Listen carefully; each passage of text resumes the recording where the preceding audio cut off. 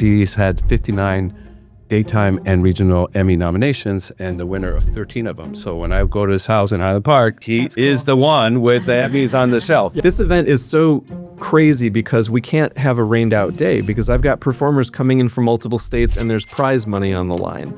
So we are rain or shine. That was the first time ever that we had to cancel a concert because of this awful shooting. Have you ever had hecklers? For the sketch comedy? In the sketch comedy. Yeah. Yeah. But yeah. They lose. Because we know we're in control. The thing that hecklers don't realize is like, they're in the minority. Most of the audience doesn't want them disrupting the show either. You're gonna lose. And either you're gonna lose because we're gonna out-heckle you, or you're gonna lose because the audience is gonna hate you. The most powerful keynotes are the ones that tell story. But I also love the creation process, right? And this was about creation because whether it's a music festival or documentary or sketch comedy, whether it's keynote speaks or for us, the storytelling that stands out is the one that is. Welcome to a new episode of Disrupt the Podcast with your co-hosts Andrés Tapia And Eloiza Domingo. where we challenge conventional wisdom and we look at the new ways that are shaping our future. So we're here again today with another guest, yet another one that Andrés knows, yet another one from Oslo Highland Park. But that's what's amazing is we have some amazing gems just down the street at Highland Park. And so what we're going to do is first, before we have our guest introduce himself, Andrés is actually going to talk to us about how you know Nick, and we're going to be talking about the disruption of storytelling today. That's right, and it's going to go in many different directions. Yeah. Yep. So I know Nick, obviously, and many of you already know the backstory, but I have neighbors and friends that I've known for the years, but then when I ran for office, I just made more friends and as I looked for support. And Nick had already been on the scene for me before even I ran because he had been running this music festival, the Bitter Jester Music Festival, which you're going to hear about quite a bit in this conversation. And so I had attended over the years, so I knew about the festival, and I knew of Nick because he'd be on stage, but I hadn't really met Nick, like, hey, as a friend, and we've become friends. But and then because it's done on city property, and we have to close down the street or get sponsored from the city, then we had sort of a civic, private, public relationship as we supported Nick in additionally as he's going to talk about the many ways that this festival has grown. But Nick is not only the founder, creator of the Bitter Jester Music Festival, but he also is an accomplished film producer, documentarian, comedian, sketch artist, and he's going to talk about those things as well. It's amazing. And just in terms of credentials, he's had 59 daytime and regional Emmy nominations and the winner of 13 of them. So when I go to his house in Highland Park, he is the one with the Emmys on the shelf. Yeah, my girlfriend says no more Emmys on the mantle. There's too many. That's awesome. That's a cool limitation. Usually it's the Taskies, right? I know, right? And now it's the Emmys. So, well, okay. Clutter is clutter, I guess. That's right. Golly. It's golden clutter. Yeah, no kidding. For goodness sake. So awesome. So that's great, Andres. And so, Nick, why don't you introduce yourself to our audience? Who are you? I'm curious before I forget. Yeah. Do you remember our very first meeting, Andres? Did I reach out to you because you were on city council? Do you remember? I can't think back to when we actually... No idea. Because you call me all the time. So it's like one of it's one of those, right? Yeah, but it's one of the it's like people for a long time and then you have trouble remembering because it just feels like they've existed forever in your there's orbit. the text and was that a text or was that a call? Was that the email or Yeah. did I see you in person? Yeah. I don't remember because it all blends together. Thing. Yeah. So I was born in Highland Park. I went to Highland Park High School. My business partner and I kind of coincidentally went to college together at the University of Miami. I have I double majored in film. No, University of Miami, Coral Gables. Got it. Okay. Yeah, because I wanted to do film, but also wanted a school that had a marching band, actually, because that was a really important part of my life in high school. What'd you play? I was a trombone player. All right. Yeah. So I have thousands of hours of trombone playing logged at the Orange Bowl in Miami. Wow. We studied film. I have a double major in visual communication and anthropology. And then came back to Highland Park, and my business partner Dan Coleman and I had a conversation at my parents' kitchen table, and it was sort of do we go to grad school or do we start a business. Sure. And I had already incorporated a company as a senior in college because we were doing sketch comedy for many, many years. And that was starting to gain some traction and needed an official entity to sort of house that. So created what at the time was called Bitter Jester Entertainment. And the goal was always to expand to do film and TV and photography and just arts related things. Yeah. From theater. And now theater is kind of a secondary thing. And over time, the company name has morphed and shifted, but Bitter Jester has always been the main thing because it's memorable. I love irony. I'm a big fan of, the idea that back in the day, the court jester was the person who could get away with criticizing authority without getting, most of the time, without getting their head chopped So off. you're the Bitter Jester of Highland Park. Yeah, but I like the idea of someone who has that kind of power and they hate their job, right? Yeah. I think it's amusing. And our thesis film in college was a movie called The Death Affair, where Death and Santa Claus are friends from way back because they're these immortal figures. Yeah. And they're polar opposites, right? Yin and yang. But Death is actually having an affair with Mrs. Claus, and so the death affair. But again, this idea that that's fascinating. And Santa's this like miserable figure. Both of these guys are clearly in the wrong roles. Like Death should have been Santa, and Santa should have been Death. They hate their jobs, but I'm a big fan of the like playing with those kind of motifs. And again, like we're talking about disruption. I love the idea of taking classical ideas and sort of flipping them on their head. Yeah. So anyway, long story short, we decided we'll try the business thing, and we're like, we'll give it 5 years, which was about the time we imagined that we would be, in grad school, and that was as of January this year. That was 25 years ago. Oh my gosh. So you're still doing it. Yeah, With the still same doing business it. partner? Yeah, and it's just the two of us. I mean, we will when we do productions, we're able to expand or contract as needed. So, we work with a lot of the same freelancers, but it's the same troupe of people. So when you hire our company, year 1, year 5, year 10, 80% of the people are familiar faces because we like to have that relationship where we've built. And Dan and I are definitely an old married couple where we will have a lot of nonverbal communication, and people enjoy watching us, and we bicker like an old married couple, but we do great work together. Yeah. And all those accolades that you mentioned, those are shared, by and large with Dan. And I haven't won all 13. He hasn't won all 13, but collectively, our company has. Wow. And it's fun. We'll get into storytelling and everything, but I like telling stories. I love talking to people. I basically interview people for a living, and I think that I'm good at it because I just like finding out about who the person is that's sitting across from me. That's awesome. Yeah, so let's actually talk about storytelling, which is what disrupting. And, there's the sketch comedy, there's the documentaries that you do, there's a Bitter Jester Music Festival, Right. and we want to talk about each one of those in any other arena, but through the lens of storytelling. So let's take one at a time here, and let's actually start with, your crown jewel right now is Bitter Jester Music Festival in terms of sort of the most public thing and Probably, yeah, and so, but obviously the at least Emmys, with a certain segment of the population, for sure. Right. And it's the most fun thing that we do, you know. Yeah.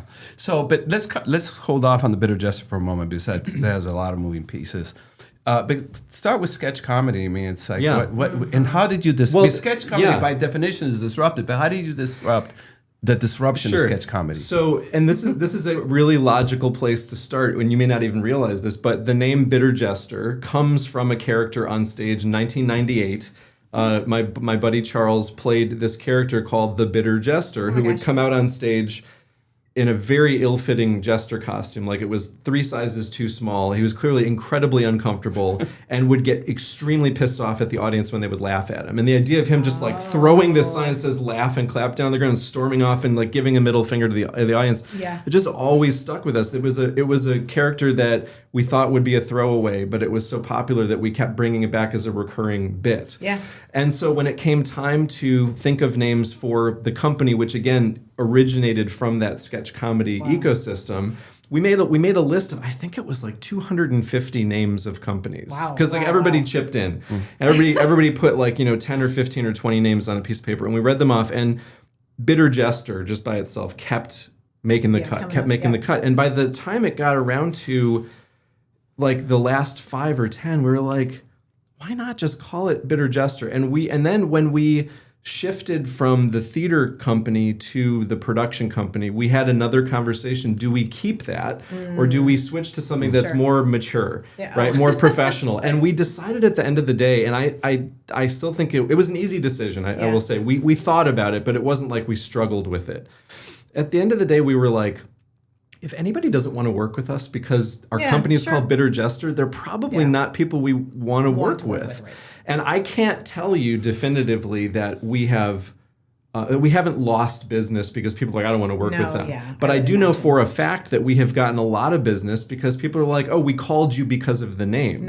And being a B, we're near the top of the list. But they see Bitter Jester and they may not remember Nick and Dan, but they remember Bitter Jester. Yeah, it's interesting. And so, we'll get into this when we talk about the music festival. It's been one of our earlier challenges was, okay, so, we do professional productions. We also do this music festival.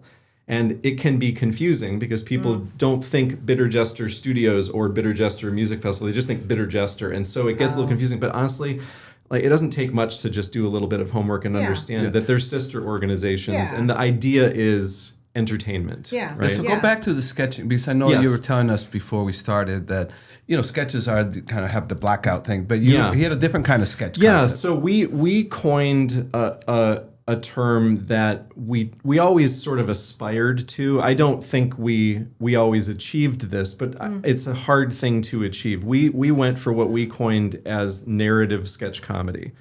So are you familiar with the show called Mr. Show? It was David Cross and Bob Odenkirk. It was a lesser known sketch show that is very, very good.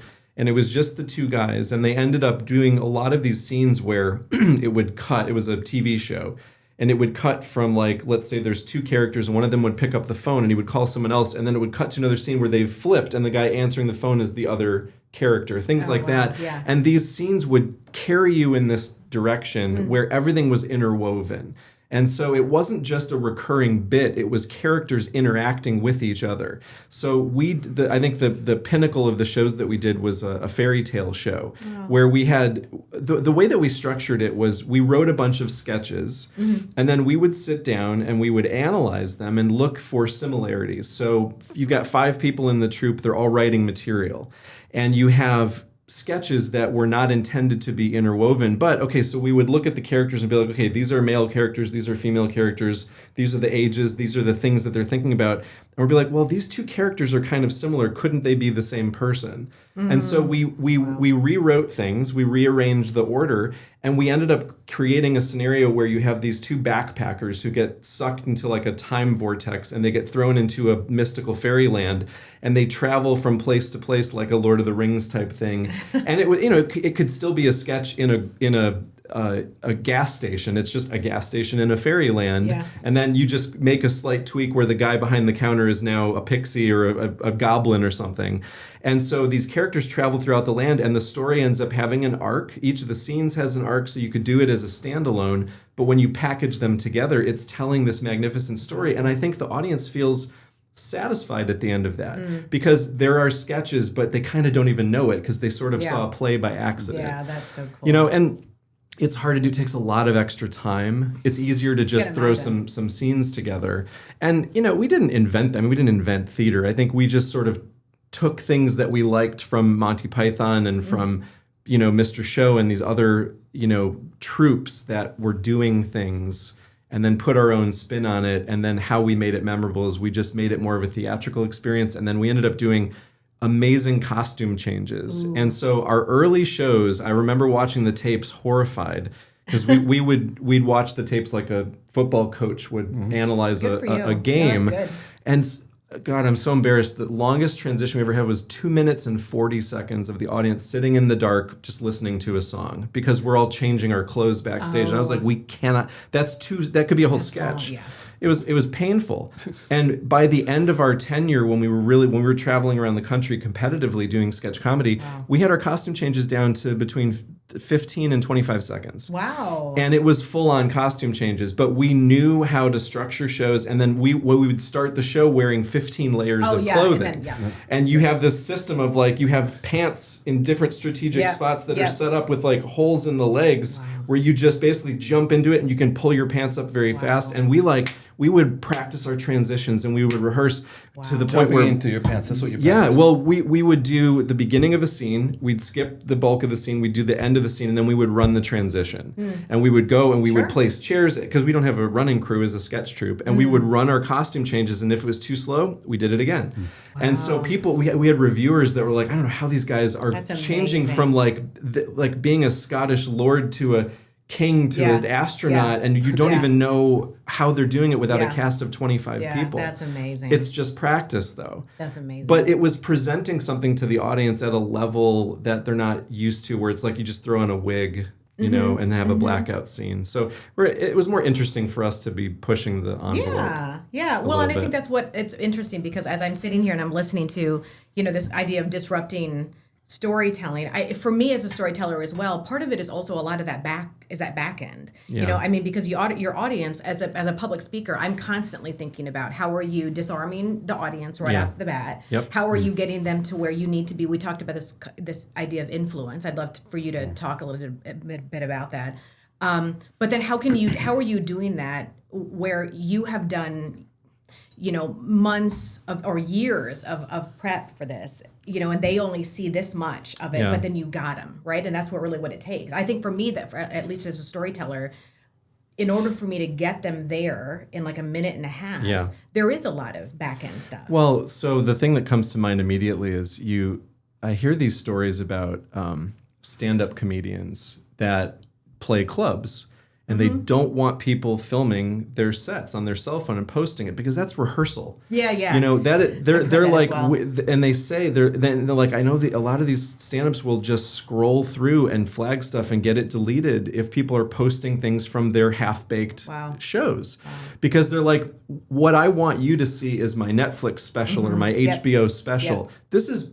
I'm sketching things out and I'm failing intentionally, and it's the same thing. Like you see a stand-up do an hour concert and it's flawless, like John Leguizamo is so good at doing shows that are 90 minutes and he's telling a story and it's all memorized. Like, that's amazing. I saw this one documentary with him where he left a line out.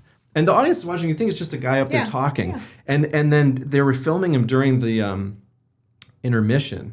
And he is like sweating because he had to rewrite his second half of his show because he left out a critical setup that brings it all together. And he rewrote the show and basically memorized it in about 25 minutes. He was like a few minutes late going back on. And the audience didn't know. But you don't see that work. Yeah, no, you don't. Right. You just see the finished product and you don't realize that. I mean, it was interesting when you said like doing sketch comedy for a year. As a troupe that was traveling, we're obviously not doing original material every show. We're doing variations. Yeah. And you make adjustments based on if you're doing a show in Montreal, or you're doing a show in Austin, or you're doing a show, in Florida. It's a very different crowd, and you have to tailor it to a certain extent. But it's just getting the reps in, you know. But I'm interested in this thing about failing, right, and practicing, because we're talking about storytelling here, and I mean stories that are original come from nothing. Yeah. So they come from experience mixed with nothing. It's a weird dichotomy. But the creator has a million options about where they can go, right? Yeah. And that's part of trying to figure out what is it that resonates with the audience, right? Because you don't know. So what works and what doesn't? I'm thinking about J.R.R. Tolkien because it's like highly original, but clearly based in like English lore, right? So that's like he's making something out of thin air, but also it's based on his historical knowledge of Europe and history. He had a template in a sense. Yeah, for sure. I mean, I think that like failure is something that you are sort of taught weirdly at a young age to be afraid of. Yeah, right, to avoid. And it's so... Especially look, when you're a scientist, you don't want to fail. When you're a politician, you don't want to fail. But like, you're also a human being and you're going to make mistakes. But when you're an artist, I have found that some of the best, most original art comes from these lengthy, open-ended brainstorming sessions where you have to create a safe space to feel free to give a stupid suggestion and know that the people at the table who should be your friends, even if they're relatively new introductions with a client or something, you feel safe enough to say something stupid and know that they're going to make fun of you for it. But oftentimes in the process of making fun of that stupid idea, people are like, it's actually really funny. Yeah. And like, what can we do with it? And then like we've had serious projects come out of like someone making a comment being like, that is the stupidest thing ever, but it kind of gives me this idea. Yeah. And that idea never would have come from that conversation if there wasn't a safe space to make the mistake of giving a stupid suggestion. Yeah, 100%. And like there's nothing more daunting, Andres, than like staring at a blank piece of paper, whether you're writing a serious speech or writing a goofy sketch. Like my nightmare scenario is going out on stage and not knowing my lines, and it's also sitting in front of a computer monitor with that cursor flashing and being like, I got nothing. Yeah. And then you start writing, and sometimes it's garbage, but you can't get to the good stuff unless you go through that. I 100% agree with that. Yeah, and Eloiza, you and I, have to create stuff like from stage. We're not doing sketches necessarily, but there's it's entertaining and it's surprising. Yeah. So where is it that you, as you listen to Nick, where is it that you find the ways to go in a different direction? Yeah. It's interesting what you said earlier, Nick, is I don't think that a lot of people appreciate just the practices.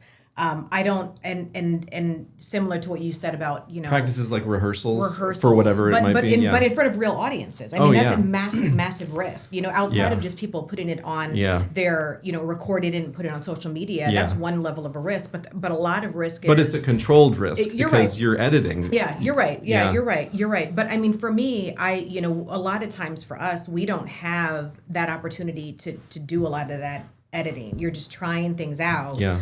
And this concept of influence to see, this is actually a question for me, is I'm trying to get, like, what is your point? When you're doing these kinds of things, like, what is your point? You said earlier to us is winning over an audience. When I get in front of my audiences, either it's to continue to have them buy me, right? As a strategist, as a speaker, as a, or whatever, or I need to get them from just complete dullness to like, I need them to hope.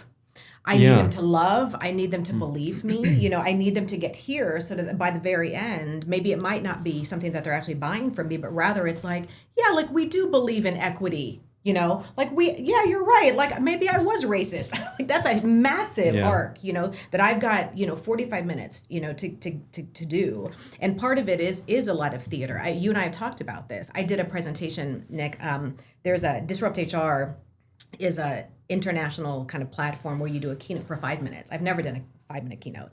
And it was very difficult for me, actually. And so my very first one was when our field, diversity, equity, and inclusion, was kind of dying, a couple years ago. And I did a eulogy, a DEI eulogy. That's funny. And sad and funny. Sad and funny. But, it was the most fun. Yeah.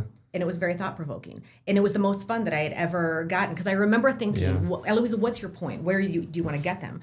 I actually wanted to make the audience mad. I wanted them to get to a place by the end of 5 minutes. And I was like, there's no resolution in 5 minutes. But I wanted to make them mad enough to be like, wait, hold on a second. Do you want DEI to die or do you want it to be alive? I don't get it, And so I did this 5-minute eulogy. And interestingly enough, there were, it was at the House of Blues. And people were like pissed. And that's beautiful. And that's exactly what I wanted, right? But so look at his smile. I love it. Yeah, pissed off the audience. Great. Yeah, I know. It was like, yes, But that's what I wanted. Is I wanted people to walk away, and it was interesting because they were arguing with each other. It's like that's not what she said. It was like no, she clearly said that. You did your job. Yeah, and then that's you exactly what just it stand is. back and Right. watch the chaos. Exactly. But it's not chaos.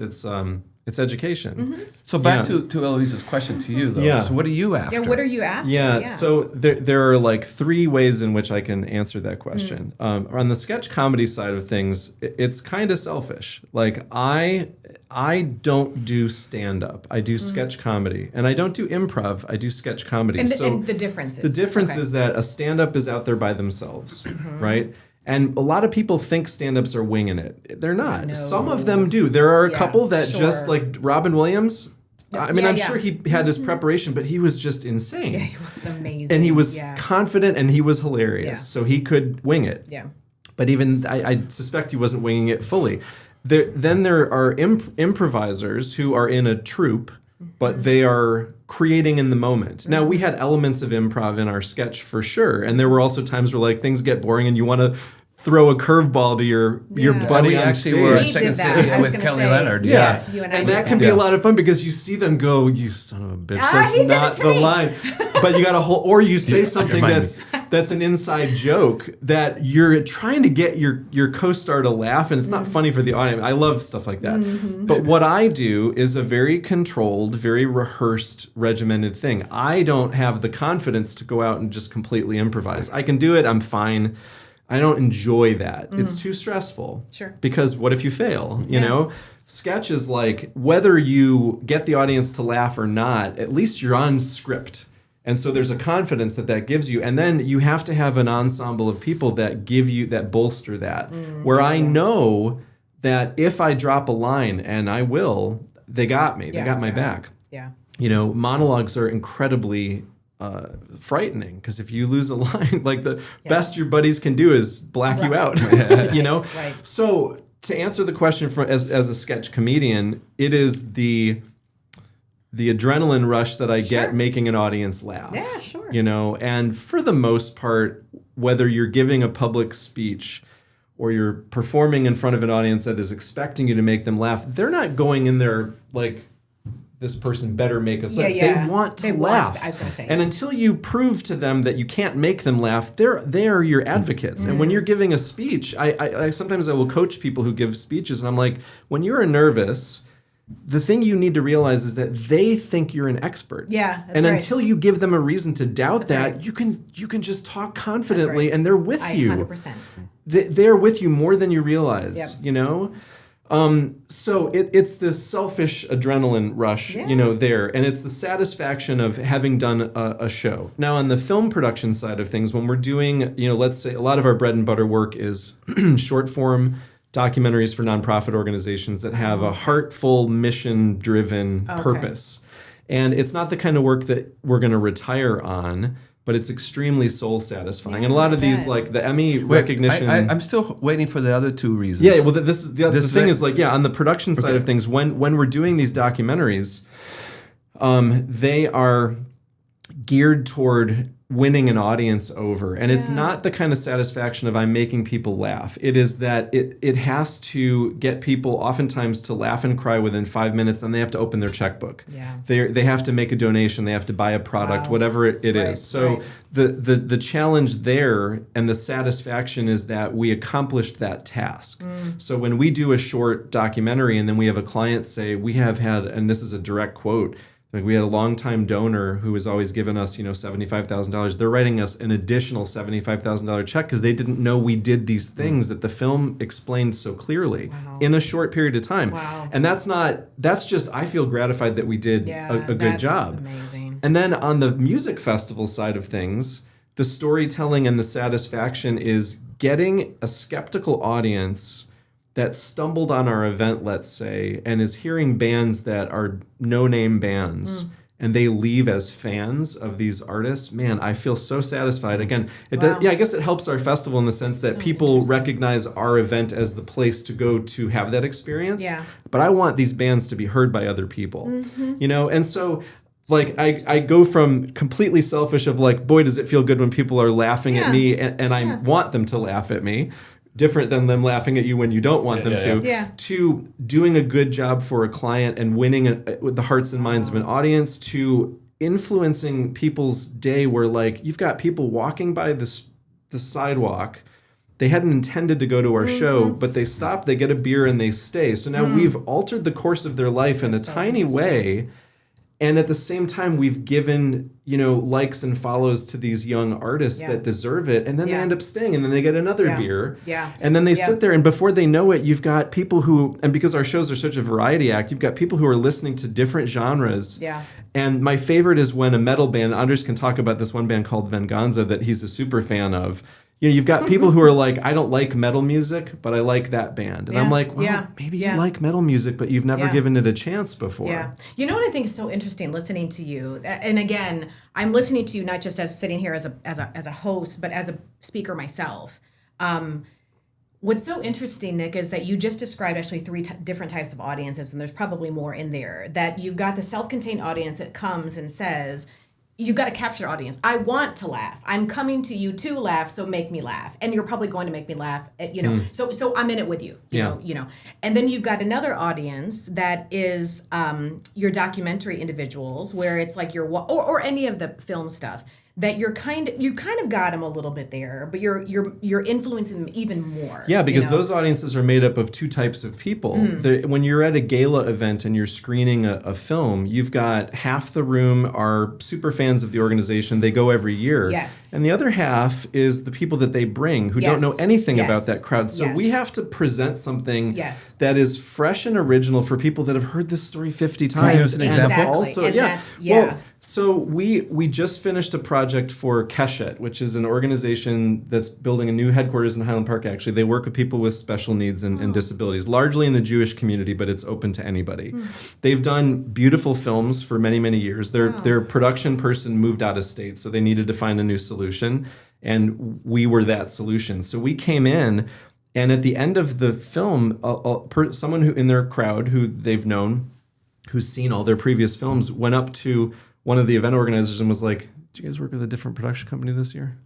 And they were like, "Yeah." And they're like, "You could tell. You can tell. It was really good." Oh. Not that it was bad before, but it was the first time that we spent a lot of time getting the participants to say the things that they had internalized. It's just a different approach. Yeah. Use an example. Yeah, this like hearing a young person with special needs say in his own words, the reason you go to Keshet is to be pushed outside your comfort zone and try things that are new and make you uncomfortable. And he's like, and that's what I enjoy about Keshet. And they're like, oh my God, they're like, we know that. We've never heard our participants say that, but you got to ask the right questions. And you have to make the people feel comfortable. Yeah. Yeah. It's, this, it's a skill to sit down with someone. Like we literally just met moments ago, but this feels like we've known each other for a long time. Yeah. Some of that is our personality. Some of it is just, you have to know how to mirror people and how to get them to feel comfortable. But it's a beautiful thing when you can even just like disrupt the course of an interview, because I'm not asking rote standard questions that they get asked all the time, which generates the same answers.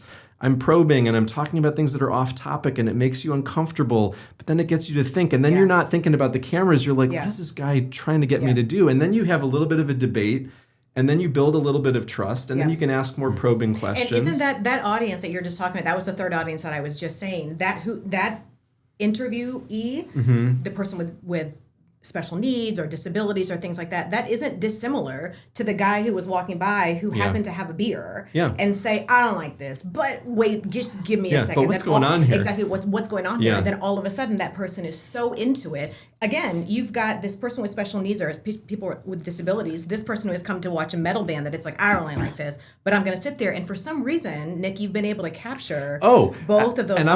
I'm going to go a step further. You may not even know this, but like we, as a nonprofit organization that's like on a prayer and a hope is how we survive, and begging and scraping and lots of prayers, lots of hopes. But also, like, I'm fortunate that we've been doing the music festival for over 2 decades now. So the bulk of my staff are alumni of the event, and it's geared toward young people, so they age out at a certain point because we want to be cultivating the next generation of musicians. And so we kick them out of the nest because we are the under 21 alternative, because a lot of bands aren't allowed to play at bars because they're not old enough. Oh, okay. So we focus on giving opportunities to younger performers, and when they age out, they're so sad because they've done it many, many summers, and it's their defining summer experience. So now my team is alumni who can't leave. They don't want to. They don't get to perform on stage, but man, they just want to be there. Yeah. But the interesting thing is, like, we still have trouble getting people out to the shows because Andrés mentioned that our slogan is discover your next favorite band. And I get up on stage and I half jokingly say, boy, if you want to come out and hear bands you've never heard of, play music you don't know, this is the event for you. It's a hard sell. But that is who we are. And I will tell you, that's the thrill of it, though. But exactly. But you got to give it a chance. Like, you got to be that person, be like, well, I'm going to get a beer, and that's why I'm staying. But then, despite that, they stay.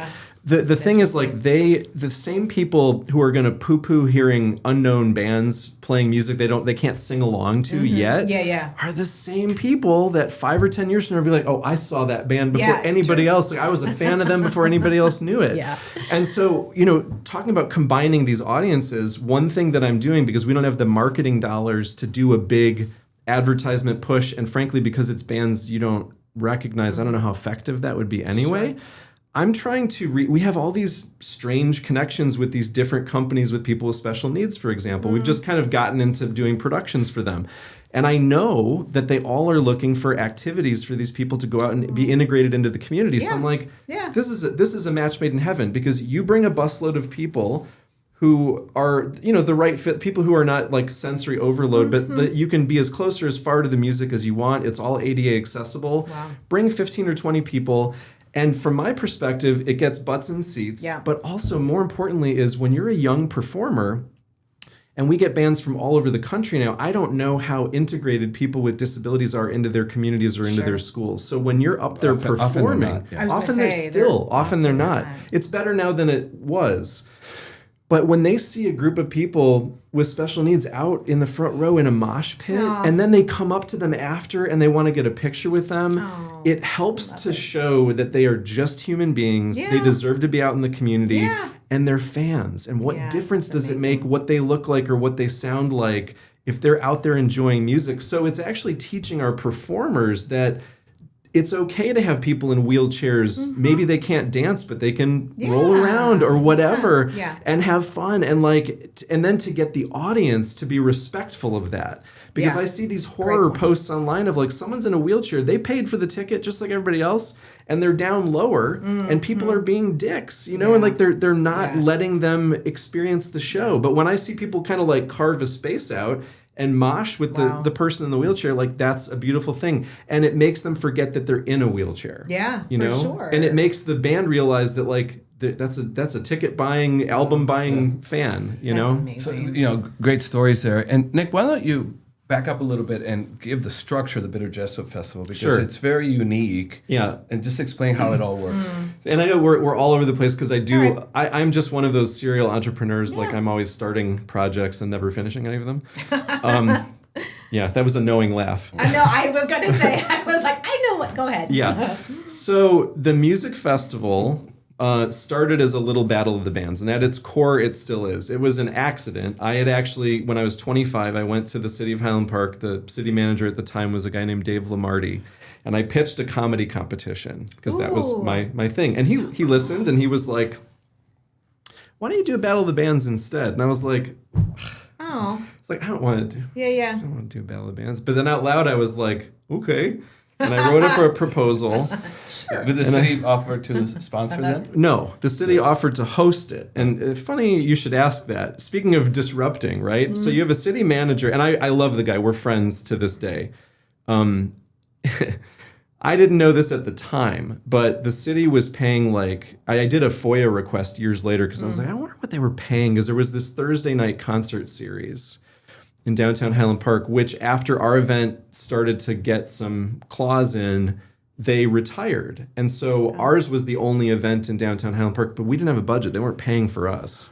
And so it was growing, and I was like, we need a budget. So I did a FOIA request to get a baseline. And the city was paying like $20,000 or $25,000 to this other production company to run the show and pay for the artists. And I was like, Dave Lamarty, you sneaky.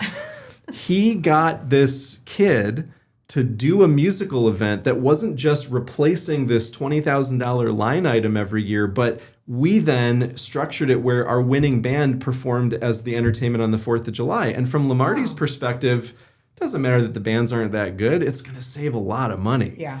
Save a lot of money. Yeah. And so they got all of it for free. And I'm the sucker who was doing it. Now, I have a great relationship with the city.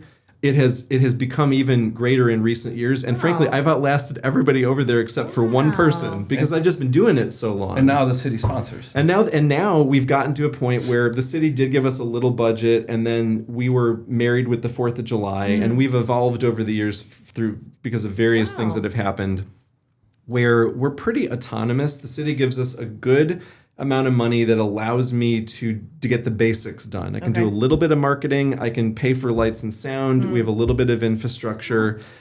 But it's largely volunteer still. And the structure of the event has always been bands apply, they get in, there are 4 preliminary nights, and we have judges that pick a winner.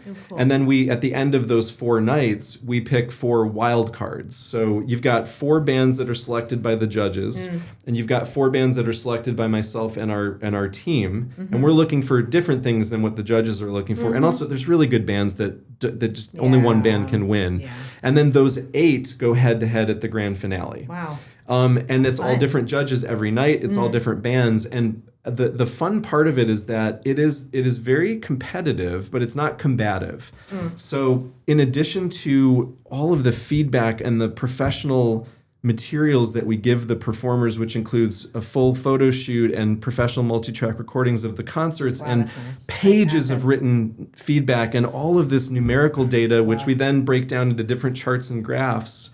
And then we also have a verbal commentary team that's basically doing like sports play-by-play. So the bands can listen to a clean version of their audio, and they can also listen to a like almost like director's commentary track of music educators. Cool. Yeah, I would do that when I was live while they're playing. And I realized like we didn't invent that. We borrowed it from marching band and color guard competitions where you've got judges with tape recorders. I'm a former dancer, and so I judge dance competitions. So I do that. Yeah. So, but it came out of this conversation I had with my Highland Park High School band director, who's now a judge for me. And he was like, not all kids learn the same way. And I knew they're like auditory learners and visual learners. So we're basically giving these performers no reason whatsoever to not absorb some of the material. Some kids are going to look at all of it. Some are just going to listen to the audio. Some are just going to look at the scores. But it's all there for them. Yeah, that's awesome. And then now, because we've grown so much, in the early days, we took everybody who applied, and the quality was what you would imagine with no budget, no lights, no sound, and everybody gets in, to the point where we had a 60% increase in our early submissions this year. I don't know where we're going to land at the end of the day, but last year we were only able to take about 25% of the applications into the festival. So we're at a point where we've created this thing, got conned into doing it as an accident to save the city money. And now we can be a little bit selective about who gets in, because when you have a larger pool, you have higher quality because it's in there. You got more to choose from. So we're producing a product that the average beer drinking passerby can truly enjoy, because even before the competition starts, it's the top 25%. And then by the time the grand finale rolls around, it's the top 5 or 10%. They're very good. Wow. And these bands are going on to play Ravinia Festival and Lollapalooza and South by Southwest and Summerfest and Riot Fest. That's amazing. They're going on to Late Night with Seth Meyers and Saturday Night Live as the musical guests. It's amazing. Wow. And so we've carved out this ecosystem where it's not School of Rock teaching kids to play their instruments. We used to be that. And it's not quite professional. It is like half a step below. They're pre-professional. Wow. They're about to break out. And then the most fun thing, and again, like I'm thinking about disruption, I built the ecosystem of the festival based on the experiences that I had traveling around to sketch festivals. And I remember what it is like to pay to fly out to another state, to put yourself up in a hotel, and to perform for someone else's festival and not get paid. Yeah. And I know that I know what it feels like to be appreciated and not appreciated in that environment. And it's a simple thing of just saying, thank you for being here. Now, the difference is we don't make any money. All our shows are free. When you're performing at a theater festival, they're making money and you don't get paid. Yeah. But it's fine. Like that's what we signed up to do. And you're pulling people also from across the country. Yeah. I mean, we had our first ever submissions this year from California, Arizona, Florida, Utah, Nevada, Pennsylvania, and Oklahoma. Wow. Yeah. So and Eloiza, since you do the dance festival commentary, then this is probably a common in your experience. But I had watched the festival for a long time without knowing that all this behind the scenes coaching. Yeah, that's a lot of behind the scenes. And then he brought me in behind the scenes. Literally, he gave me a. Yeah, the audience doesn't know about this. Yeah, they don't. That's you see in the music, but then. And you saw people kind of talking to the microphone, but you didn't kind of pay attention. Understand why. Or you saw people taking notes. Well, I found out, those are the judges, those are the commentators. And then he pulled out for me what they've written. Yeah, and there's these templates with all these rows and columns and charts and checklists. 20 years of evolving that system. But then there's this other component too, where we, again, I mentioned we have a lot of performers that want to stay involved. So we created the band liaison position. And, it's like, did I set out to disrupt? No, but when I step back and I think about the impact that we're having, you realize that when you're a part of a movement, you don't know that you are. Yeah. You just you learn about it later that, oh, we really impacted something. We changed people's mindsets. So we've got recently graduated alumni who love the event and they know what it's like to win. They know what it's like to lose. Some of them have never won anything, but they had so much fun. Their job is to check the artists in, get them comfortable, and then to basically make friends with you. Yeah. And then go away and they make friends with me, and then they make friends with Andrés and his band. And then they're tasked with listening for similarities. And then they're like, oh, you're into this. Here, come over. And they introduce you to and they get you talking. Yeah. So by the end of the night, what started out as like the solo artist who doesn't know anybody, the goth kids who don't talk, the really outgoing kids that, are going to do it anyway, they're all in a mosh pit. Wow. And then the winning band is announced at the end of the night, or solo artist. They're usually shocked that they won. And the bands that lost are like, well, that makes sense because we love those guys. Yeah. And so it's much easier to like lose to your friends. Yeah. Because we moved it away from a competition. What did you call it? It's not well, I say combative. it's very competitive. It is. This is probably the hardest battle of the bands that anybody will ever do in their life. It's very, very difficult. Wow. But you don't feel like you're making enemies. And when you lose, you don't middle finger the festival and you don't know why the judges didn't pick you. Wow. We're fully transparent. And then, sneakily, the wild card thing I did because I love a surprise. Like I just love announcing surprises, and I'm very much like I get to play Santa Claus giving prizes away. But also it keeps the bands invested, because if you lose on night one, well, check in night 2, night 3, night 4, and then you still might make it to the finale, and 4 of them do, and then we invite 4 other showcases. Yeah. So even though you've lost, you can get picked as a wild card, and the number of wild card bands that have won the competition is staggering. Yeah. And that's because it's different judges. People make mistakes and have successes on different nights. Impressive. And it's also just a reminder that just because you won doesn't mean you're a winner. Or just because you're a winner doesn't mean you won. And just because you're a loser doesn't mean you've lost anything. Yeah. Because you can come in third on your preliminary round and beat everybody else at the finale, which means you beat bands that beat you previously. And it's just a life lesson that, like, guys, it's just a show. And it's only one night of your life. Yeah. No, but you know what I love? I'm floored, honestly, by this modeling, because I'm a competitor. I've been an athlete. I'm a dancer. I've done a lot. I've been in a lot of competitions. The structure that you've created, in and of itself, actually markets people. That it doesn't surprise me that you've got bands who want to be a part of this, because my assumption is that what's happening is other bands said, I was a part of this, but here's all of the other stuff that I got. And the number one thing is it's fun. Well, yeah. I didn't win, but exactly. I didn't have all these assets. And all of the assets, all of the judging things. I mean, as Andrés mentioned, I remember when I started doing that for dancers, and we would give them a full package. You give your competitors a lot more than we would give our dancers. But to be a dancer and to walk away with some very serious commentary and to have very serious judges, we would have 12 watch one dancer. Yeah. And for that dancer to be like, oh my gosh, thank you, so that's a lot, and then secondarily to walk away and to think, oh, I was only here and I was giving a lot of my talent, I was giving a lot of my time.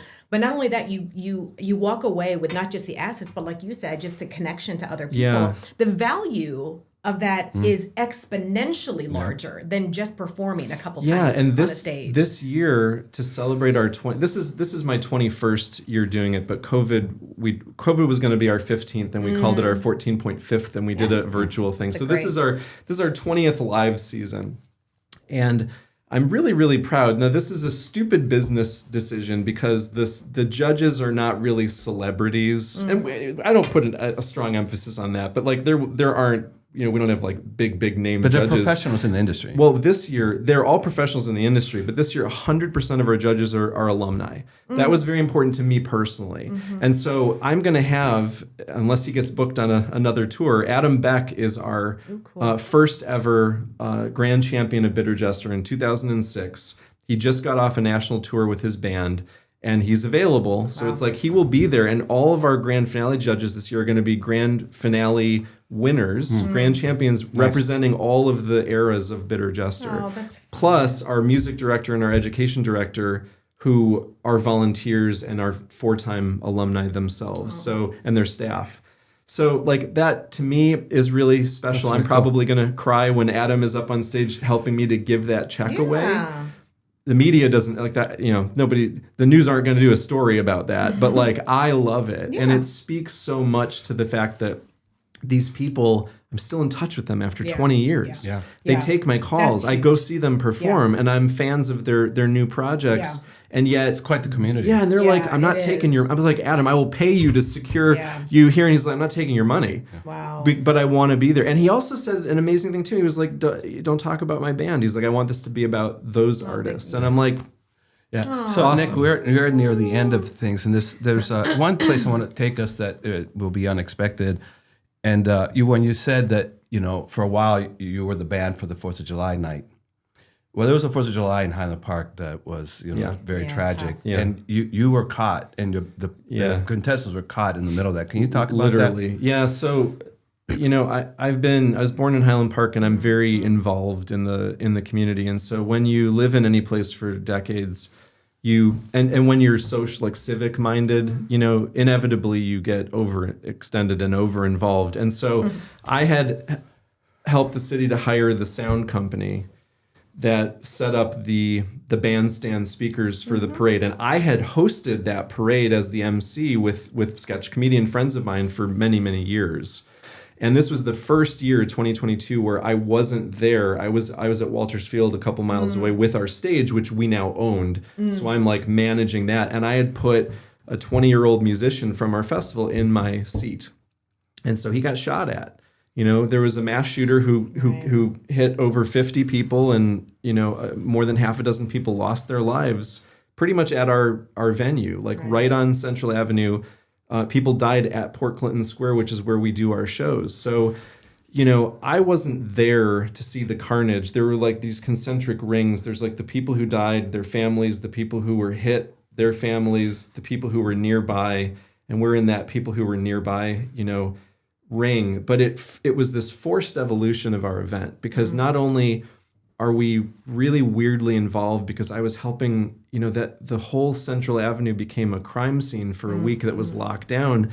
And this guy has his audio equipment getting rained on for 3 days. And the insurance company wouldn't cover it because because acts of terror are like, this was like domestic terrorism, and it's like not covered. So I went to the FBI and I told them this story, and they helped him out, and then I found myself, because I'm like in protector mode and helping people out, and we had to put all of our musicians, I hid them under the bleachers because we didn't know where the shooter was at the time. It was only a couple miles away, and I had 3 options. One was send the performers, like scatter them to the wind, which I didn't feel comfortable with.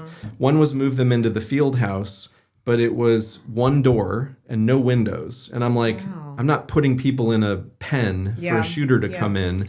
And the other was hide them under the bleachers where we're protected on 3 sides. And I'm like, at least they can run if he comes over the field. Imagine. It was awful. And, I remember, like, we did the best that we could. But our event had to divorce itself from the 4th of July for many reasons. Most of the biggest one is just that the city can't have a celebration on the 4th of July anymore. It's inappropriate. And this is the first year Highland Park's doing fireworks because the sound is so triggering. It sounds like gunshots. So we are coming back to celebration. But it's the 3rd of July, right? So our celebration day is the 3rd of July, and it's going to be decades before the town is recovered, and it'll never fully be recovered. But the pivoting that we had to do was, okay, so now we're at the end of June and we're no longer on school property. So, okay, well, we can sell alcohol now at our finale, which we couldn't do before. So your finale was canceled. Yeah, the finale. But you still had finalists. Oh, yeah. Well, the finale was canceled, and then Billy Corgan has a coffee shop in Highland Park from Smashing Pumpkins, and they let us host our show on the 2-month anniversary of the shooting at Madame Zuzu's. And every single performer who was hiding under the bleachers that day came back. From out of town and from sake. nearby. This event is so crazy because we can't have a rained out day because I've got performers coming in from multiple states and there's prize money on the line. So we are rain or shine. Right. And that was the first time ever that we had to cancel a concert because of this awful shooting. And of course everybody understood, but I worked my butt off for a month and a half to find a venue, which was very challenging, and to get every single performer on one day to come back, but they all prioritized it and we made it happen. And we turned that concert into a benefit and we raised about $7,000 to give to the Employee and Business Recovery Fund. Because a lot of businesses were closed and some of these businesses were paying their employees despite being closed. So they're losing money and they're not victims, but they are. It's just a different kind of, because they chose to do the right thing and pay their employees who couldn't come to work because the street was closed for a long time. And then nobody wanted to go to downtown Highland Park. So but it's about turning, I don't want to say turning tragedy into success, but it's about taking control of the situation. Well, and this is where the community that you've nurtured over all these years sort of manifested itself. It rallied, and that was the easy part. It was relatively easy to get everybody to come back because we had all been through this trauma together. None of my performers, with the exception of the few that were there, the kid who took my place, who by the way is coming back as a judge. His first time back was judging Bitter Jester, and it was like I saw him look. The bandstand's about 15 feet from where our stage is, and he got there. He hadn't been to Highland Park in years, and he disappeared. Like I saw him go somewhere else. And then he was like, he kind of snapped out of it and was like, that was interesting, but for him, it was about reclaiming that space. And then he turned his back on where the bandstand was and he got to watch the bands. And he's like, I'm not going to let that guy who killed all those people and shot at me take away why I love this space. So it was important to him to come back. But now we have to get all of the lyric sheets from the bands and we read every single word because they have to understand, you can't be singing about... There was a band that wanted to do a song called Murder on Main Street. And we were like, this is not censorship. This is about sensitivity. And the number of performers that take their guitar and they do a little pot shot into the crowd, I never used to think about it. But you cannot do that. And I'm sorry, you can't. And if you have a problem with that, then you can't I'm sorry. I got to draw the line at it, but I'm also happy to say that when people truly understand that it wasn't just a guy with a gun running down the street, people lost their lives, they are sensitive to it. And the strangest thing, I was in school in the 80s and 90s and I was in college. I graduated college in 01 and we never had mass shooter training. No, we didn't. No. But this, in 2022, our performers at the finale are 16, 17, 18 through 20. They all knew what they were telling us what to do. And they were, they had their shit together. They were very focused. They listened. They were very serious. And I'm like, man, it was kind of bizarre. But then I was like, oh, they've been trained for since this. they were little. And how sad is that? Right. So we're almost at the end where now we come to Disrupt GPS. But before we do that, So we end on a positive. Yeah. So, okay. I actually, I announced that you had these Emmys and you and your business partner, but what were they for? What did you get Emmys for? We should have brought them. Yeah. So as far as categories, it's everything from on-camera talent to directing, lighting, producing, and editing, things like that. And they're actually for a lot of these short form documentary projects that, again, I said, they're not the kind of things that we'll retire on budgetarily, but it's it's work that we pour ourselves into. Some of them are commercial projects, but a lot of it is just kind of historical or social impact documentary work that we get recognized for. That's awesome. And then it runs the gamut. We've done some series for municipalities and things like that. Those are not the those are great projects, but they're they're not the ones that you're going to remember. That's right. That's so cool. Well, so Eloiza, what'd you get out to sort of disrupt? I got GPS? a lot. I mean, I think one of the things for me, again, as I think about it, just from myself, I'm a storyteller, and the majority of my storytelling is in three different ways. And I train a lot of people on presentation skills. And people think presentation skills is just you get up on a microphone and there are thousands of people in a room or hundreds of people in a room. A very small percentage of the world is ever going to have that opportunity, So what I do is I talk about presentation skills or influential skills one-to-one, one in a meeting, or one to a large, group. And, I think that people think, oh, you can just, similar to Robin Williams, like you can just, kind of Wing it. And there are some people that are very, very good at that. And frankly, I feel comfortable winging it most of the time, because I've been doing this for Correct. so long. But at the same time, But that's different from improvising. Right. Yeah. But at the same time, what I appreciate about what you've talked about, two things, is number one, the level of prep that it takes. I think about the 15 costumes that are on.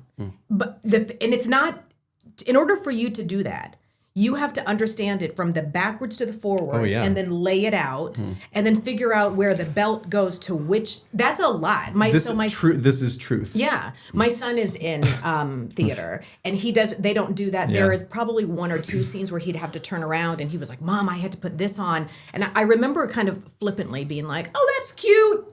He's like, no, Mom, like you have to think. Yeah. About like if I'm running off, could I take the coat off? It's a job. It's a job. Yeah. And he's like, because I literally have to come off and come back. Yeah. And you have to make it look like it's nothing. Yeah. And Yeah. then he also thinks about the psychology of it as I'm thinking through it. So my point is that I am so impressed by. I think it's really critical for people to think about the prep that it takes to look To be like improv. Right. Exactly. To look like you're just trying something out, Yeah. and I think about that when I did my eulogy or if I did, presentations, and some of my best presentations were actually the ones that did a little bit of both. Actually, I had enough prep, but then you kind of have to trust, that you've got the confidence and you've got the swag and you've got the, But that's practice. It is. And it's You're interesting right. hearing you say that because I kind of knew this, but I didn't really critically think about the fact that like my life experiences have led me to create productions that are based on the things that I enjoy and that I've done well. And so it's not sketch comedy and costume changes, but I drill it into the bands. You have to take at least part of a rehearsal, if not an entire rehearsal, where you don't play your music. You play your transition. Yeah. Know who's going to say stuff. Know generally what they're going to say. Yeah. Time it. Because if you're on stage, and this is more for a competition and less for a concert. True. It's so true. But if you are being judged for your music, why are you spending 5 minutes talking? Yeah. Because there's another band that's spending 4.5 of that 5 minutes playing songs and winning points. Yeah. Yeah. Now, if I drop $250 to go see a famous rock band, I want to get every minute. I'm happy if they tell me a story about driving in the traffic or something that their mom told them because I'm just sucking it up. Yeah. That's not a competition. No.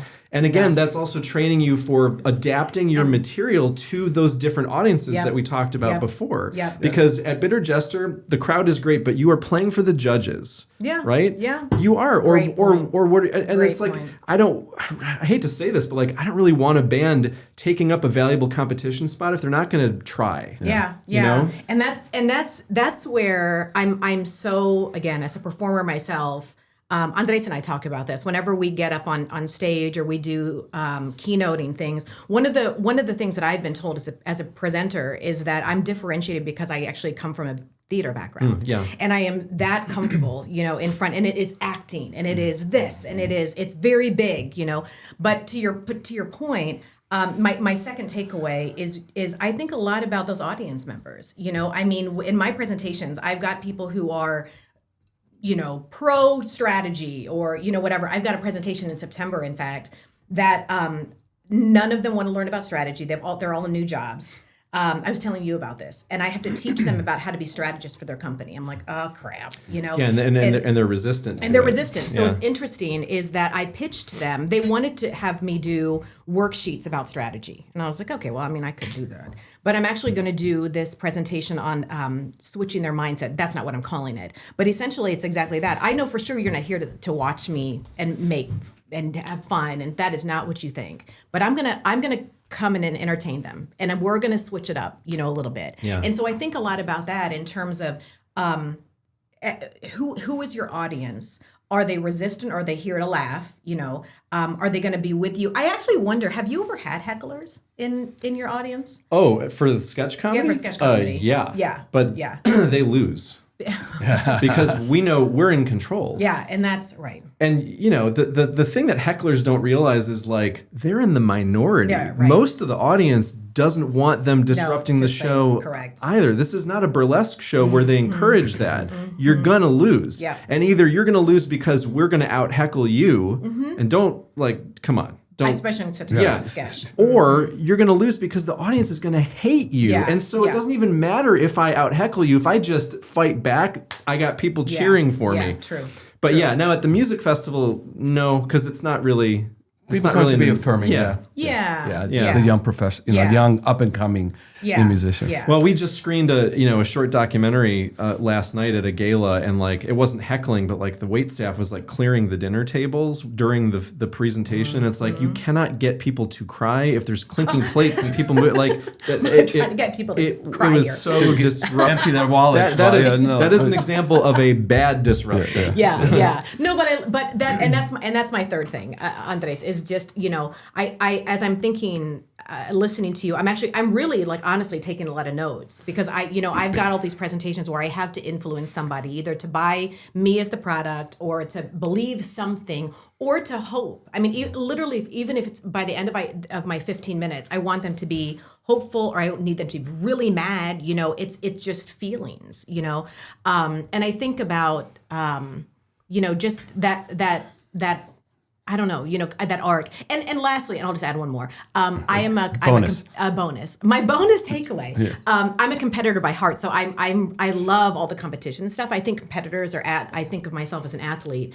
Our pain tolerance is very high. So there's a lot that we will just do because it's just something to do. It's just, we're just pushing. It's part pushing. of the process. It's part of the process. Yeah. And you're okay with continuously pushing. You're actually okay with continuously falling because that's just part of it, Yeah, and you're okay with exercising to the point of being so sore in the tired, morning. Exactly. And you're in pain. Exactly. But the goal is pushing through the That's pain. Right.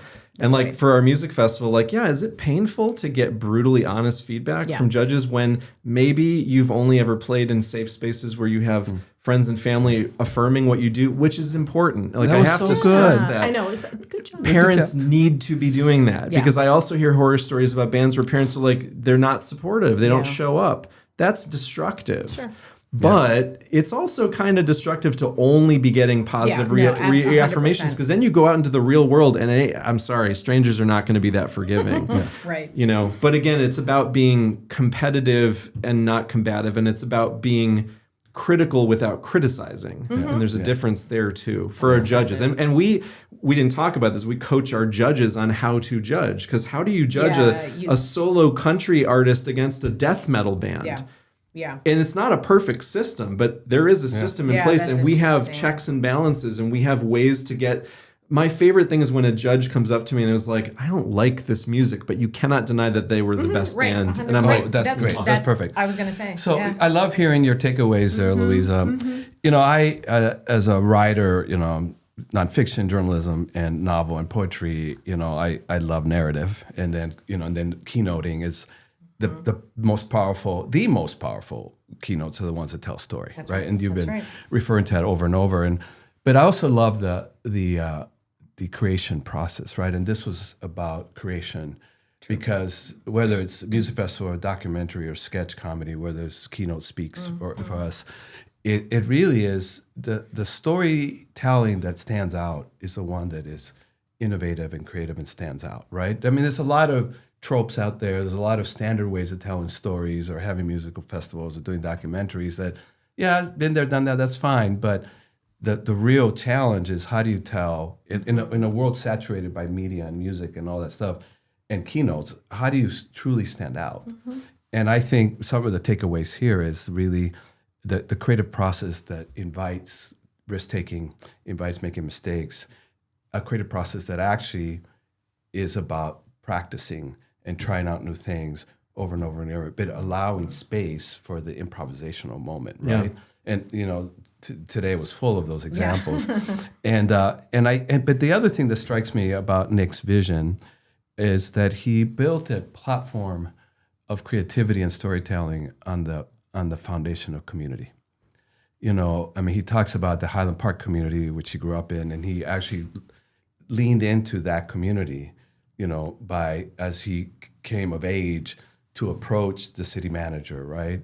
To work with colleagues from the city that he went to school with, to reach out to the store owners in ways of, see if they could sponsor or be part or bring food, be food providers to the festival. And how could he, and I've heard it behind scenes, how could they benefit from the crowds that we're going to bring here? So not only so we have a crowd so that they can buy the beer or the hot dog or the Indian food down the street, because he wants to benefit the whole community. He tells a story of how he and the festival were in the middle of the Highland Park shooting, and how they were part of the victimization, but they were part of the healing process through music, right? And I remember that night, 2 months later, and I was invited to speak there as well.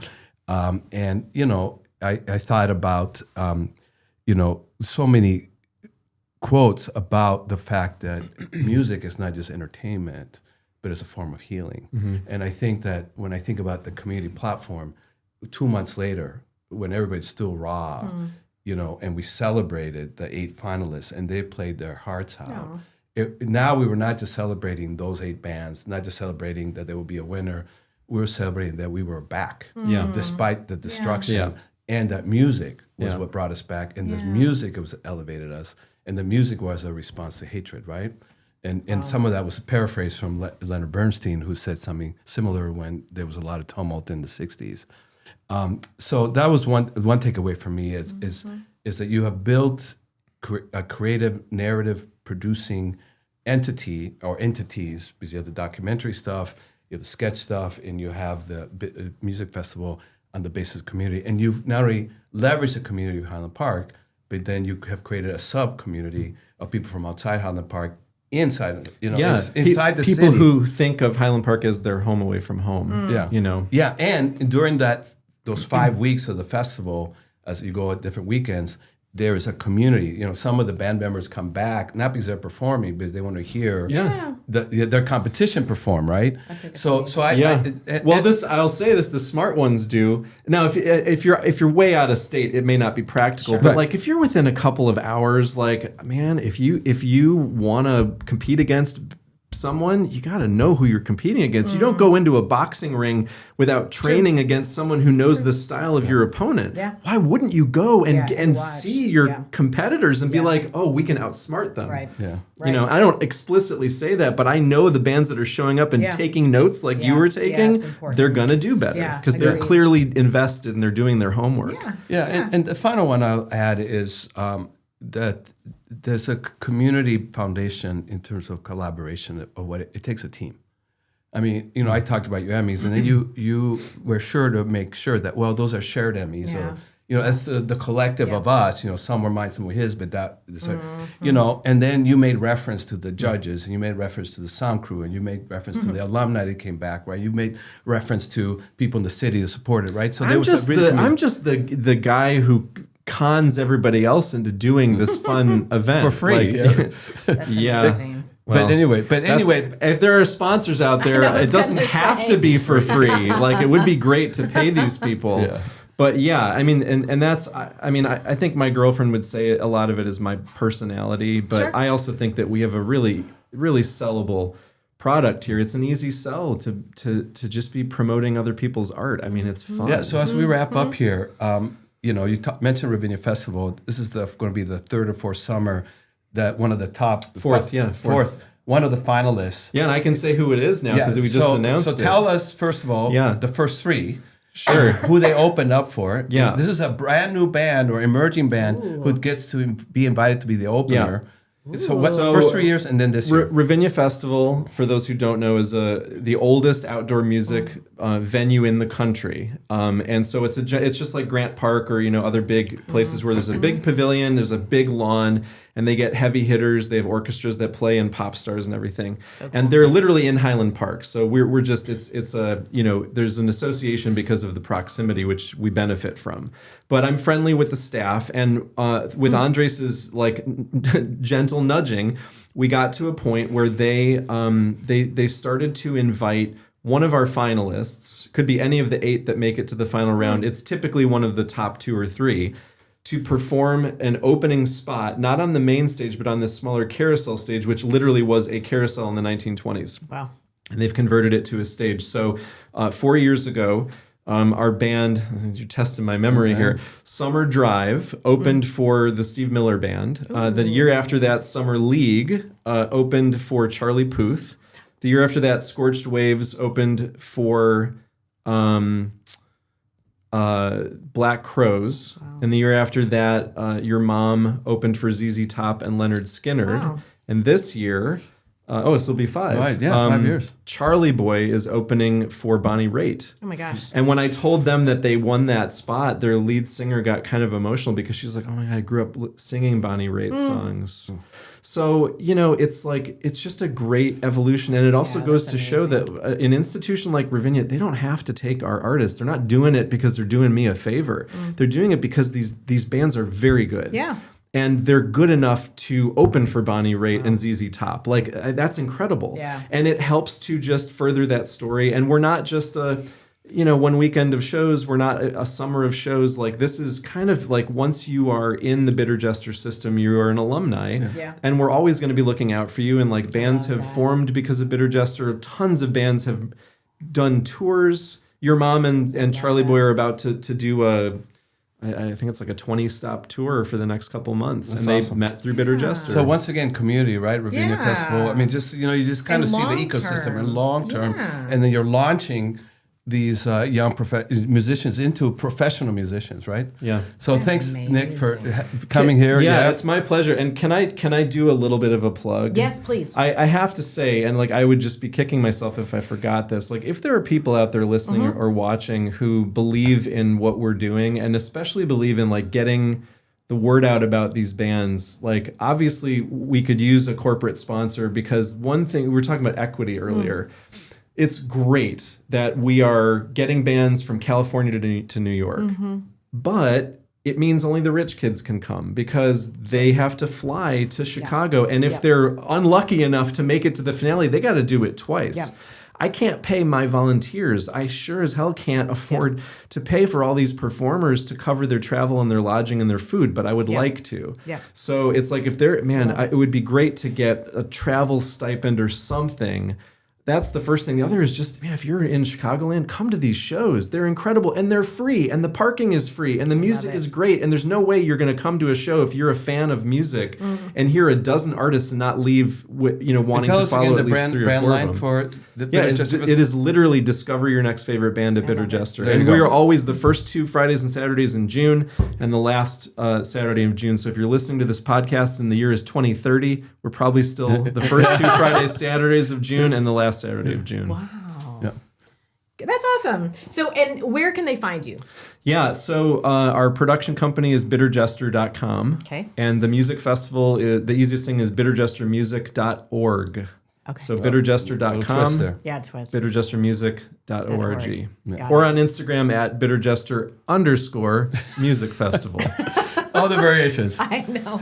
Well, no, this was amazing. Nick, this was just so inspirational. And I love all of I know that in our very short time, we were only able to cover, a little bit of everything, but it's been so fun. And Andrés has really pulled me into the Highland Park. All of his friends are now my friends. Yeah. And she knows my name, and she really calls them without me. I expect to see you in the mosh pit. No, What do you think you're talking to Chris? Without me? Come on. I know. No, and I love that. I love that so much. So thank you for introducing me as well into some of the things that you're doing, and certainly we'll follow up. So I want to thank everybody for watching this great episode. And like Nick said, we're always looking for people to help our guests, because our guests help the world and help people. So we're talking to a lot. Come on, like send some money over this way. Yeah, or just come out and listen to the show Yeah. because nobody's going to come by themselves, so you're going to be coming. That's 2 extra people, and it's a great time. I love it. I love it. So, well, thank you for watching another episode of Disrupt the Podcast with Andrés Tapia, and then Eloiza Domingo. see you next time. Bye.